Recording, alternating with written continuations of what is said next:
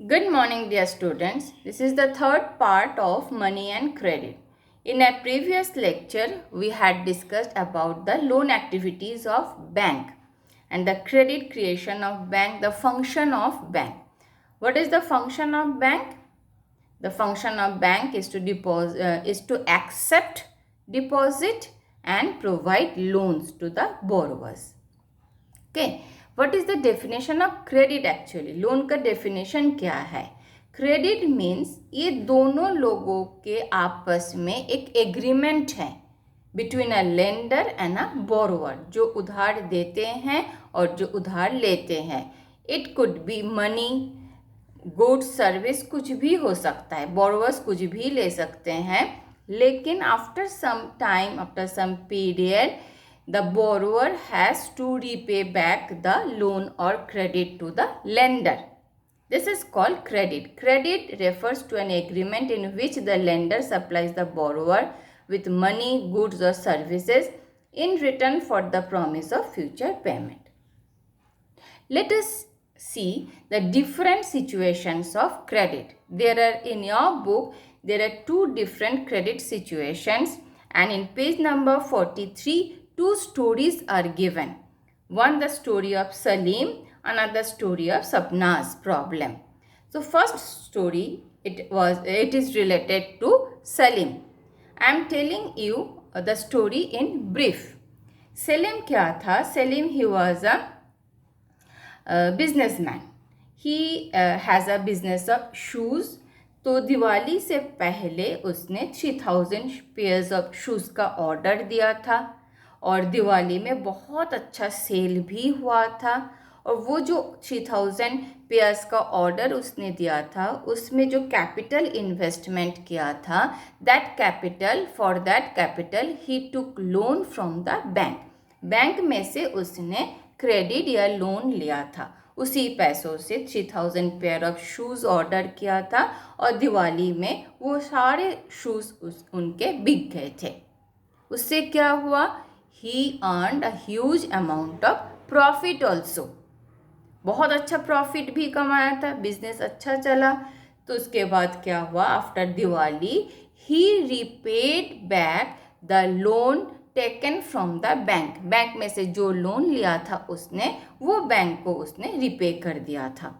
ऊपर से जो प्रॉफिट उनको मिला था, उस प्रॉफिट में से एक हिस्सा उसने दोबारा बिजनेस में इन्वेस्ट कर दिया.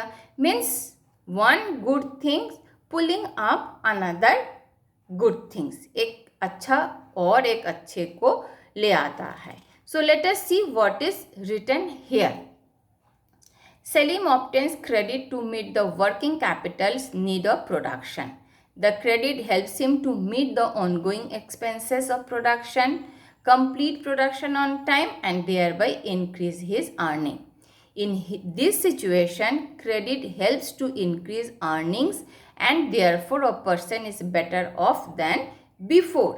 सेलिम की सिचुएशन अगर आप देखोगे, इसमें सेलिम को क्रेडिट से, बैंक में से जो लोन सेलिम ने लिया था, उससे बहुत ज़्यादा फ़ायदा हुआ था. इसलिए this is the positive role of the credit. ये क्रेडिट का पॉजिटिव रोल है. We will discuss the another case, another story, the story of Sapna's. Sapna की स्टोरी क्या है? Sapna is a very poor farmer. वो विलेज में रहती हैं. फार्मिंग के लिए उसके पास पैसा नहीं है. She took loan from the bank for agriculture. Agriculture के लिए उसने लोन लिया था. And she has a very small plot of land. बहुत छोटा सा एक लैंड उसके पास है. लोन भी लिया, but unfortunately that year crop failure was there due to various reason. क्योंकि agriculture is highly dependent on nature. Nature के ऊपर डिपेंडेंट है. Due to lack of rainfall, due to pest attack. अभी pest attack हुआ था ना थोड़ी दिन पहले, लोकस्ट का अटैक हुआ था. जैसे गुड़गांव के एरिया में, राजस्थान के एरिया में सिमिलरली पेस्ट अटैक भी होता है. जब पेस्ट अटैक होता है तो क्रॉप फेलियर. फिर लेस रेनफॉल, और इसके पास इतना पैसा भी नहीं था कि वो खाद मैन्योर भी केमिकल फर्टिलाइजर्स यूज़ करे या इरिगेशन सिस्टम को प्रोवाइड करवाए खेतों में, तो वो तो नहीं था. She was dependent on rent. So what was her situation? He took loan from the bank for agriculture, but crop failure was there due to various reason. Lack of rainfall, due to pest attack. फिर at the end क्या हुआ? In the end क्या हुआ? Crop failure के वजह से she was not able to repay back her loan. Bank में वो लोन, वो जहाँ से भी वो क्रेडिट लिया था, सॉरी बैंक में से भी नहीं, कहाँ से भी वो क्रेडिट लिया था, वो क्रेडिट वो लोन वो रिपे नहीं कर पाई. जब वो लोन रिपे नहीं कर पाई, लोन तो रिपे करना ही है, so to repay back the loan उनको क्या करना पड़ा? She had to sell off a part of her land और the whole portion of her land. जो छोटा सा प्लॉट उसके पास था, लोन रिपे करने के लिए वो प्लॉट भी उसको बेचना पड़ा. सो अल्टीमेटली क्या हुआ?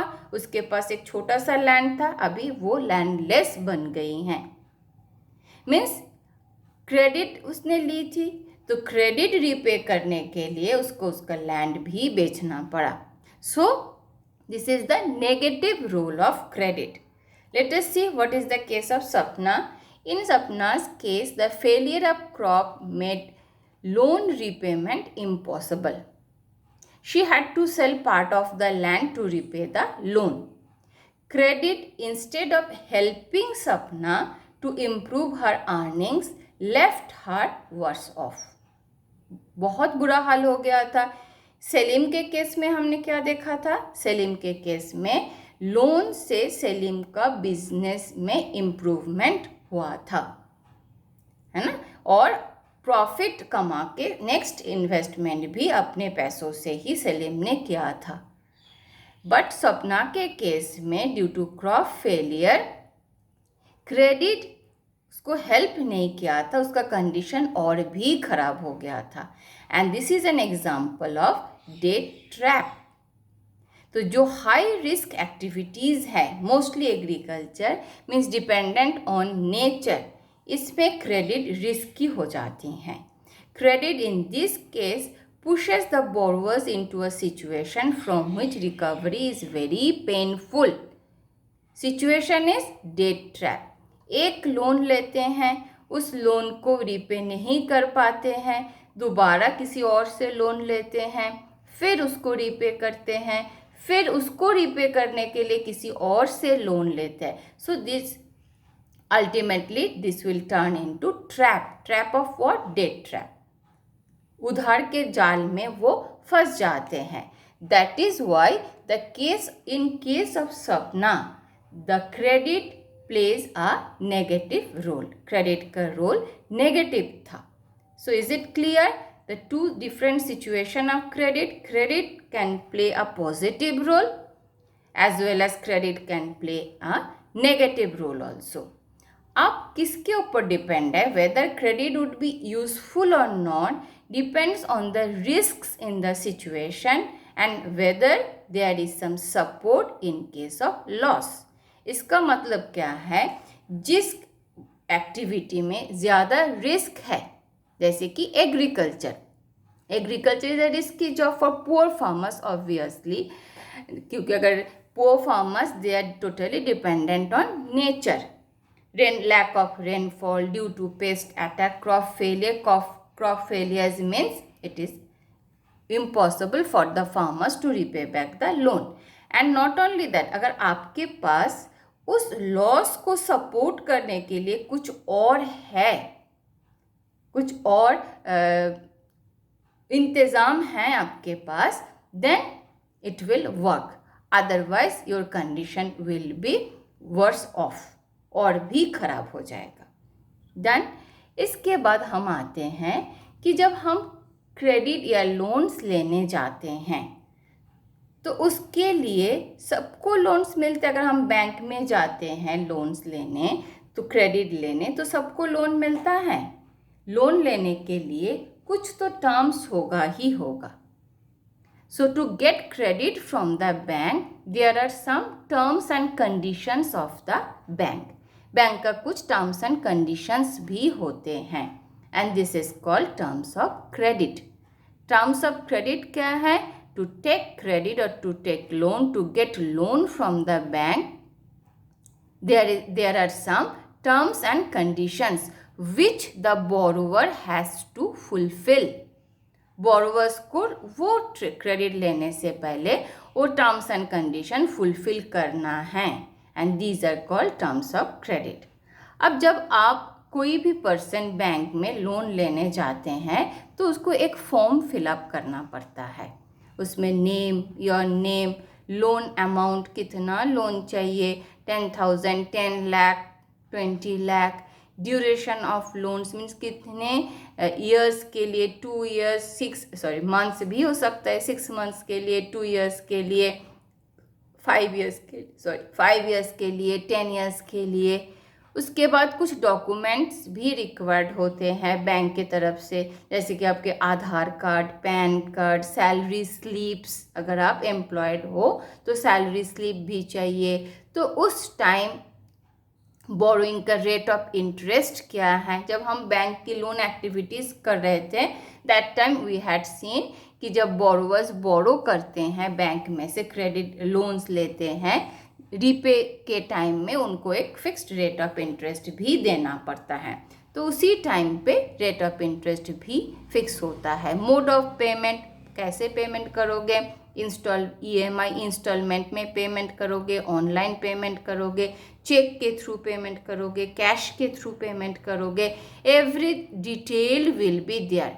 And the last one is collateral security. It is very important. Collateral security क्या है दैट वी आर डिस्कसिंग.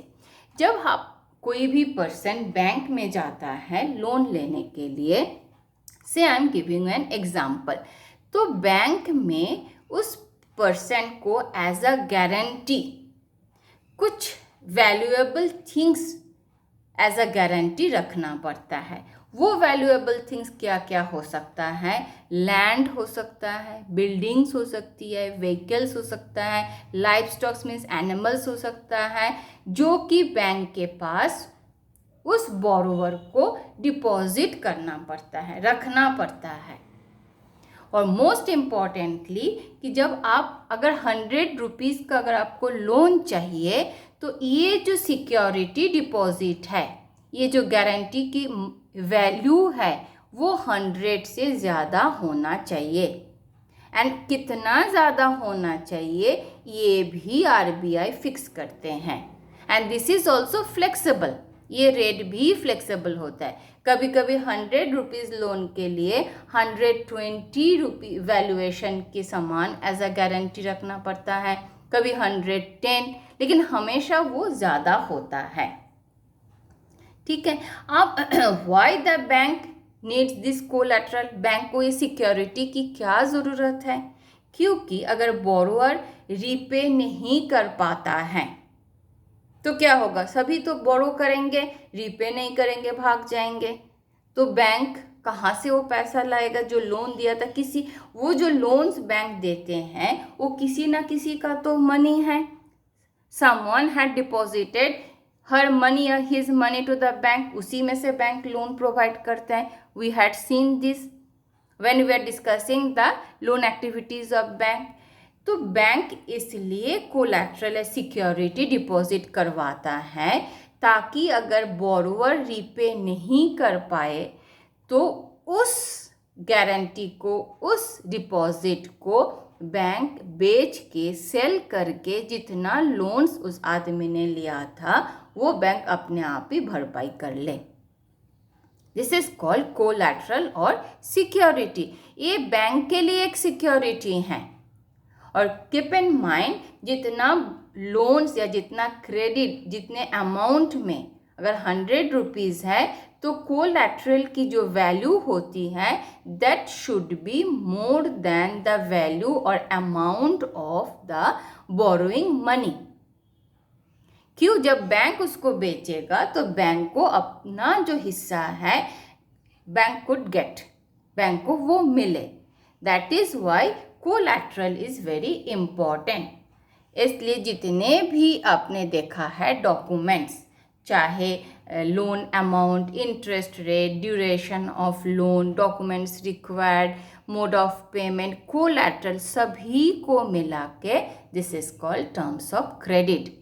जब तक ये पूरा फॉर्मेलिटीज कंप्लीट नहीं होती है तब तक बोरोवर को बैंक में से लोन नहीं मिलता है।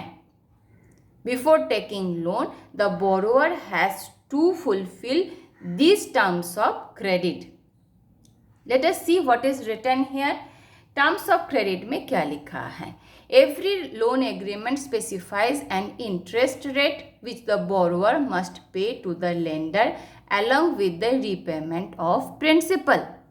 मीन्स अगर 100 रुपीज़ अगर आप लेते हो, उस टाइम रेट ऑफ इंटरेस्ट अगर 15% है तो after 1 year you have to repay back loan 115 rupees. 115 rupees principal means जो 100 रुपीज़ आपने लिया था, 15 रुपीज़ 100 का इंटरेस्ट है, तो टोटल 115 रुपीज़ आपको बैंक में रिपे करना है। In addition, lenders also demand, lenders here bank also demands collateral security against the loan. अब वो collateral security है क्या? It is an asset that the borrower owns. कुछ भी एसेट हो borrower के जिसको बेच के बैंक रिपे करवा सकता है, such as land, building, vehicles, livestock, deposits with bank, and uses these as guarantee to a lender until the loan is repaid. जब तक borrower लोन रिपे नहीं कर देता है तब तक ये जो एज अ गारंटी बैंक के साथ डिपॉजिट रहता है वो बैंक के पास ही रहता है। अगर आप देखते हो कभी कभी जैसे कि कार परचेज के लिए, जब हम कार के लिए बैंक में से लोन लेते हैं तो कार के पेपर में उस बैंक का नाम होता है कि you have taken loan from that bank. जब तक बैंक में आप रिपे नहीं करते हो तब तक कार के पेपर में बैंक का नाम लिखा होता है। Okay, so if the borrower fails to repay the loan, the lender has the right to sell the asset और collateral to obtain payment. Interest rate, collateral and documentation requirement and the mode of payment together is called terms of credit.